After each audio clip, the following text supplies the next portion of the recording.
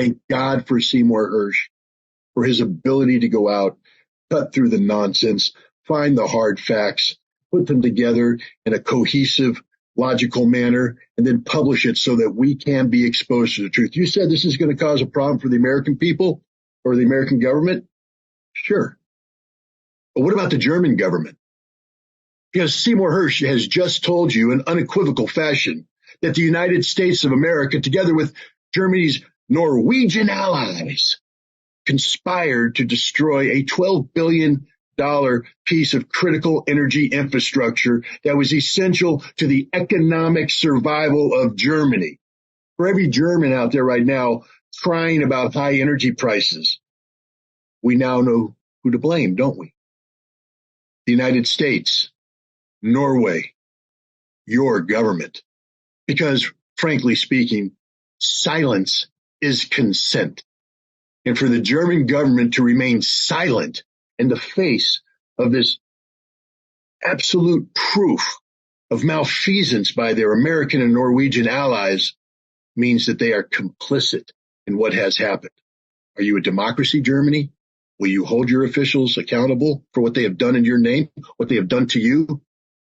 Are you a nation of sheep who will simply sit there and bah as you're led to the slaughter by those who you think you've entrusted to protect you?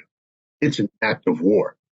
Plain and simple. There is no if and or buts about this. The United States and Norway attacked Germany and attacked Europe. It is an act of war. Had Russia done this, Germany would have been able to invoke Article 5 of the NATO Charter and ask for collective defense. Why isn't Germany doing that now? You were attacked, Germany. You were attacked. Yeah, Germany and Sweden know the truth. There's no doubt in my mind. Denmark knows the truth. Russia knows the truth. Everybody knows the truth, but it's an inconvenient truth because it's the kind of truth that lays bare the reality of the relationship between Germany, Europe, and the United States, a master-slave relationship where the United States is the master, Europe is the slave, a colonial master for their colonial subjects. You exist only for the pleasure of your master. And your master was angry because you dare say we needed cheap Russian gas to make our economy function. We needed cheap Russian gas to ensure that our living standards were high. We needed cheap Russian gas to make sure the German economy was the powerhouse of Europe, a Europe that could rise up and challenge the United States economically on the world stage. But no, your colonial masters didn't want that. So they destroyed this $12 billion piece of infrastructure. In doing so, they destroyed the future of Germany. Yeah, it was an act of war. Germany just doesn't have the guts to say so. How can Germany trust its allies? Germany has no allies. Germany is alone. I mean, if you had allies, people would be rallying around you, supporting you, but they're not. Germany is on its own, literally on its own.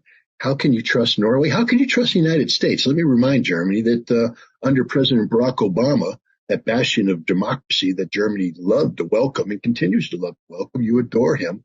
He ordered the National Security Agency to spy on your chancellor, to intercept her private phone calls. Is that what a friend does to a friend? I asked Germans to walk by the U.S. Embassy in Berlin and look up on top of the roof. You'll see a little trailer type structure there. What do you think is going on inside that trailer? You think it's there for fraternal friendship?